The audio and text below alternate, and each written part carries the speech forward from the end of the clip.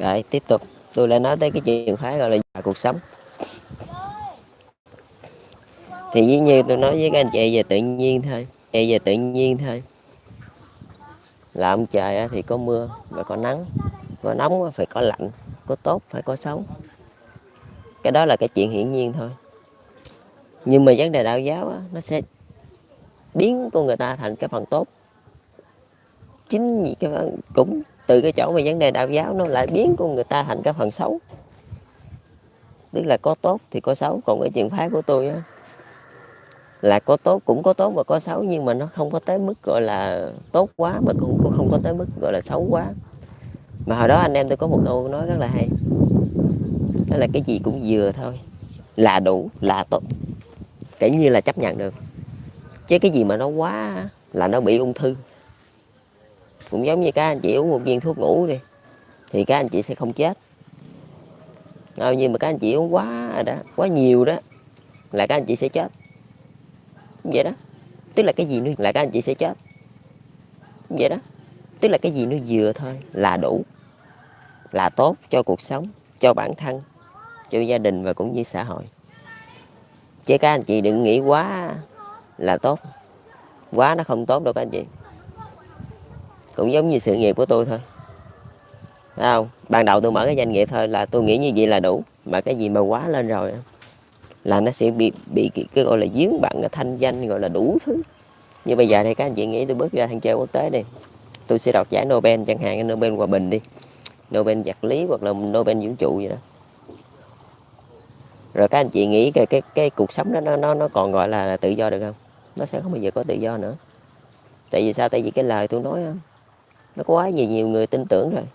Thứ hai nữa, tôi không có thời gian rảnh, tại vì người ta không hiểu, người ta áp dụng vô đó, người ta trục chặt cái gì đó, người ta sẽ tới chỗ tôi để người ta hỏi.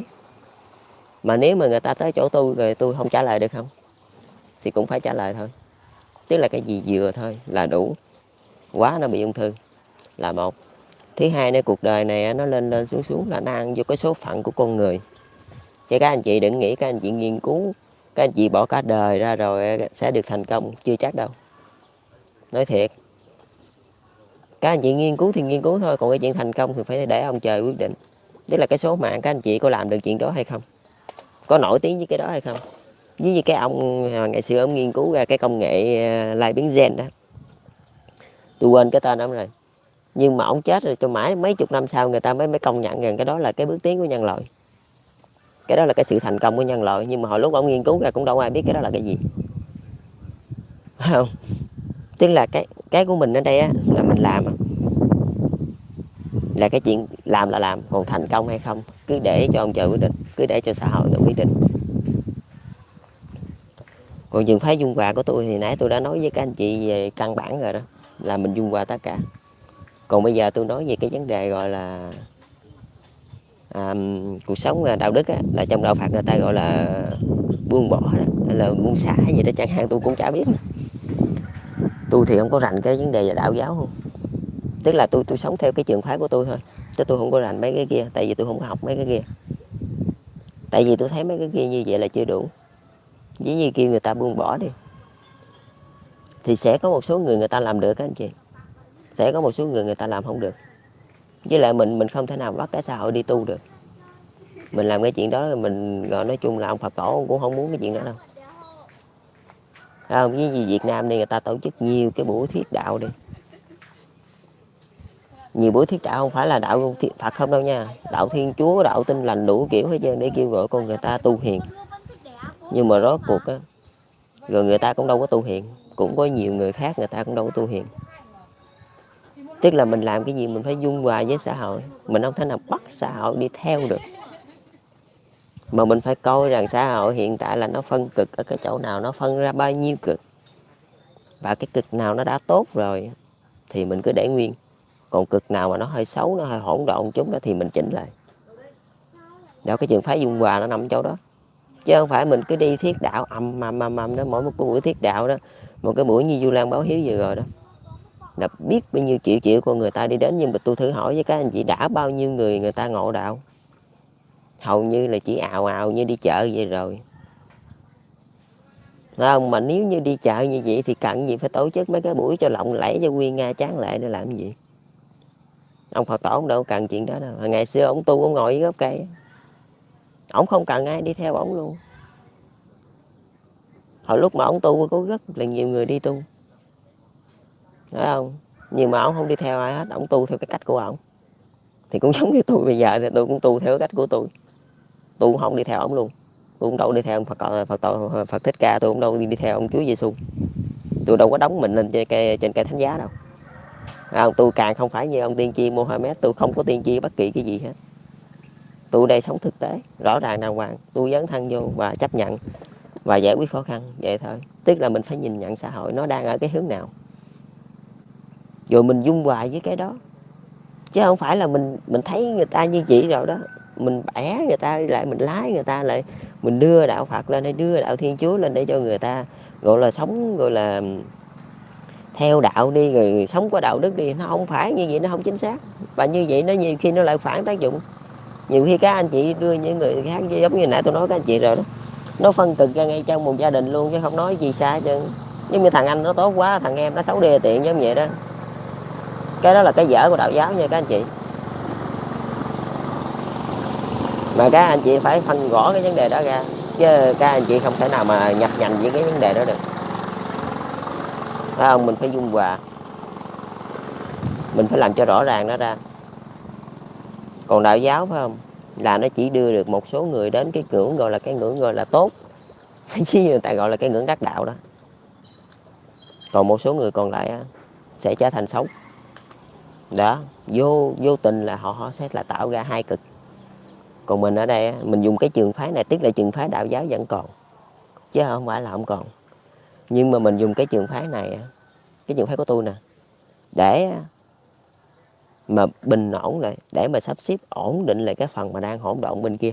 Tức là 50% nó đã tốt rồi thì mình không nói.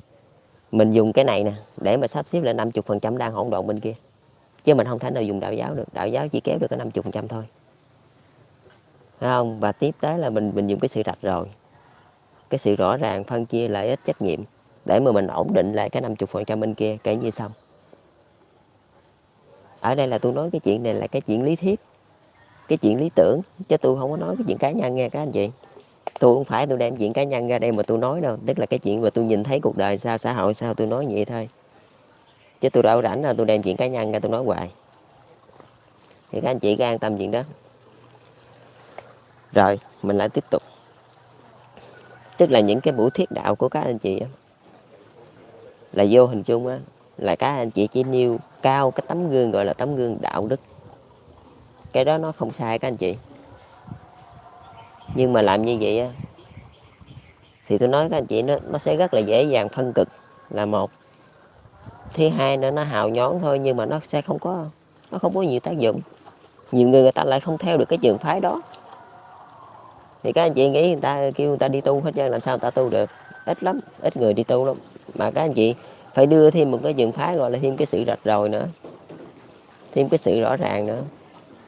Ví như hồi đó đi, là ông Vát Enobi ông có dạy đó, ông người Singapore đó, là ông có dạy là đi tìm lại đam mê và lẽ sống. Tức là sao? Tức là mình tìm ra cái trách nhiệm của mình tìm ra cái đường nào có lợi ích cho mình đó. Tức là nó phải có những cái khác nữa, chứ mình không thể nào mà đem cái đạo giáo mà phủ lên thiên hạ được, tại vì thiên hạ sẽ phân cực rất là mau, phải không? Chỉ có 50% rất là tốt như thánh nhân vậy đó, còn 50% còn lại thì đa phần là những người gọi là mưu mô xảo quyệt, không? Nếu mà các anh chị chỉ làm như vậy thôi là nó sẽ phân cực rất là mau luôn. Buộc lòng các anh chị phải làm thêm những cái buổi khác nữa, những cái buổi gọi là họp mặt, hoặc là những cái buổi truyền giáo khác nữa, là nó nói về cái vấn đề dung hòa lợi ích, dung hòa cuộc sống, không? Là chính cái trường phái này, cái lý tưởng này là nó sẽ bình ổn 50% còn lại. Chứ nếu mà các anh chị chỉ đưa cái phần đạo giáo không thì nó không có bình ổn được 50% còn lại. Và vô hình chung là các anh chị đem 50% mà đã được bình ổn đó, họ chịu đựng với 50% còn lại, nó sẽ rất là cực khổ các anh chị. Và đôi khi người ta cứ nghĩ là đi tu đi, giống vậy đó là phải chịu đựng, phải gian khổ. mà tôi thấy cũng chẳng có gì phải gọi là chịu đựng gian khổ chứ. Giống như tôi với cái này tôi có chịu đựng gian khổ gì đâu, tôi nghĩ sao tôi nói vậy thôi. Thấy không? Cái này mình nói chuyện lý tưởng lý thuyết thôi, chứ mình cũng đâu có nói gì cá nhân hoặc là thù quán gì đâu. Tại vì tinh thần của tôi, lý tưởng của tôi lúc nào nó cũng phải trong sáng thì tôi nói chuyện nó mới gọi là mới thuyết phục được, chứ tôi nói chuyện mà nó khác quá thì nó đâu có thuyết phục được. Đó. Ở đây á, mình dung hòa ở đây là mình không bắt người ta làm theo nha các anh chị. Mình không bắt người ta làm theo mình. Các anh chị ở trước các anh chị tổ chức mấy buổi truyền đạo đó là các anh chị bắt người ta làm theo. Không, mấy anh chị đưa những người tốt ra, những cái gương người tốt ra để bắt người ta làm theo. Nhưng mà vô hình chung á, là người ta chỉ làm ngoài hình thức thôi. Mà tôi chắc chắn cái điều đó, tại vì tôi đi rất là nhiều buổi rồi tôi biết. Người ta chỉ hình thức thôi. Giống như đi chùa thì bạn bộ đồ sám khối thôi, chứ cũng chả có ý nghĩa gì. Ở Việt Nam có một câu rất là hay, là miệng Nam Mô mà bụng một bồ dao găm đó. Dao kéo ở trỏng không đó. Mà ngoài thì Nam Mô A Di Đà Phật. Mà anh em tôi lại có một câu nói rất là hay luôn. Tức là đang tụng kinh đó bị con muỗi cắn á, là chửi liền: tụ bà nó tao mà tụng hết thời kinh này mày chết mẹ với tao, giống vậy. Đó cái điều đó. Mà vô hình chung mấy cái người mà chính vì các anh chị đưa cái trường phái đạo giáo lên cao quá rồi đó, nó sẽ phản tác dụng lại liền. Nó sẽ tạo ra những cái người như vậy đó, những cái người giả nhân giả nghĩa đó, phải không? Bởi vì cái gì mà cũng vừa thôi, quá nó bị ung thư đó. Mình không thể nào mình đưa đạo giáo lên cao, tại vì đạo giáo không thể nào mà phủ phục xã hội được. Đạo giáo chỉ kéo được giỏi lắm 50% thôi, mình cứ để tự nhiên. Còn khi mà các anh chị bình ổn lên 50% còn lại đó, các anh chị càng phải để tự nhiên hơn nữa. Ví như 2 người con đi, hồi nãy tôi ví dụ đó, nuôi ba mẹ là trách nhiệm của cả 2 người đó, tự nhiên, cái đó tự nhiên nha. Chứ cái đó nó không phải là ràng buộc, không phải ai ép buộc ai, mà là anh nuôi ba mẹ anh thì anh có trách nhiệm thôi, chứ đâu phải ba mẹ tôi đâu có trách nhiệm gì đó đâu. Còn 2 anh em của anh là tự người bạn thảo để mà làm chuyện đó, thấy không? Tức là 2 người bạn thảo, tức là mình để cho người ta tự nhiên, chứ mình đừng nên ép buộc người ta. Mình ép buộc là phản tác dụng liền. Các anh chị mà đưa cái gì mà lên quá, phải không? Các anh chị đưa mà đạo giáo lên quá, phải không? Là nó sẽ xảy ra cái trường hợp giả nhân giả nghĩa. Cái đó là thực tế đấy nha các anh chị. Tôi sống ở Việt Nam nè, tôi sống ở cái xứ sở đạo Phật nè, tôi biết đạo Phật, đạo Thiên Chúa, đạo Tin Lành đủ kiểu. Nhưng mà rồi những cái buổi thuyết giáo rất là đông người luôn. Tôi đi chùa hoài tôi biết mà, ngày rằm đi rất là đông người luôn, nhiều lắm, mặc đồ sám khối luôn chứ không phải chơi đâu. Nhưng mà nói thiệt với các anh chị luôn, gần như là chỉ có 50% là họ đi tu thôi, không phải họ đi tu mà là họ sống đàng hoàng thôi. Còn 50% còn lại là họ lợi dụng họ lợi dụng lên trên cái sự đạo giáo đó để mà họ đàng hoàng đó, giống vậy đó. Giống như 2 anh em đi, tôi tốt mà em tôi nó xấu đi, thì nó sẽ lợi dụng cái danh tiếng của tôi đó. Nó lại đẻ ra cái trường phái đó. Tức là tại vì sao? Tại vì cái phần tốt tôi lấy hết rồi, nó chỉ còn lại phần xấu thôi. Nó không xấu thì nó làm sao? Nó không xấu thì đâu có đúng. Nó không có 10 phần tôi lấy hết trơn, còn 10 phần xấu còn lại tôi nhường cho nó đó. Đó, tại vì cái gì nó cũng vừa thôi, quá nó bị ung thư đó. Nhưng mà ở đây mình không phải là mình cấm đạo giáo được quyền phát triển, vẫn phát triển như bình thường, nhưng mà mình xen vô đó là một cái trường phái mới nữa, lại dung hòa lợi ích, dung hòa trách nhiệm, dung hòa cái nghĩa vụ, dung hòa đủ thứ hết đó, để mà bình ổn 50% còn lại.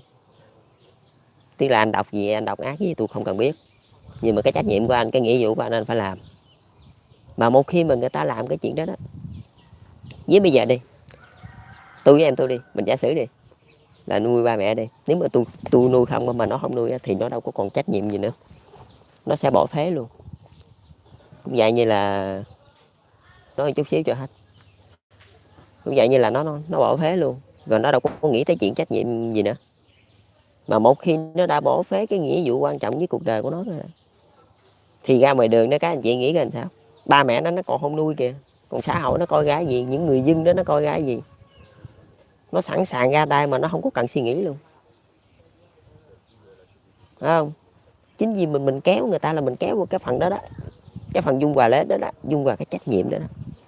Rồi từ cái chỗ người ta có trách nhiệm đó, người ta mới nghĩ lại, mỗi lần người ta muốn hành động cái gì sai trái người ta mới suy nghĩ.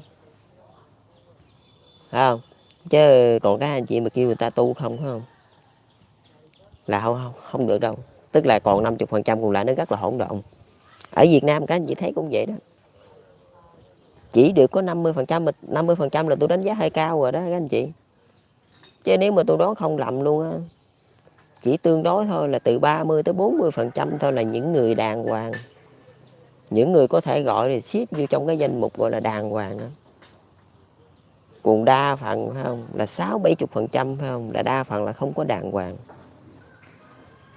Nhưng mà cái thành phần xấu thiệt là xấu luôn đó, là chỉ cỡ 10-20% thôi, phải không? Chắc cỡ 10%, chắc cỡ đó, phải không? Nghĩa là 40% là những người đàng hoàng, 50% là những người không đàng hoàng, còn cái phần mà xấu đê tiện là 10%. Đó, đạo giáo đó, đạo giáo không bao giờ có thể mà phủ phục xã hội được. Mình phải đưa ra một cái trường phái khác, một cái trường phái dung hòa lợi ích, dung hòa cái trách nhiệm. Từ cái chỗ mà mình kéo người ta vô cái chỗ mà người ta có trách nhiệm rồi đó, là tự người ta biết người ta phải làm cái gì, phải không? Chứ mình mà buông sụi cho người ta luôn á, làm gì người ta làm luôn đó. Tôi nói thiệt á, ba mẹ người ta còn không nuôi nữa mà xã hội thì ăn nhầm gì với người ta. Tức là vô hình chung là mình hại cuộc đời của người ta, phải không? Ở đây mình nói rõ ràng ra thôi.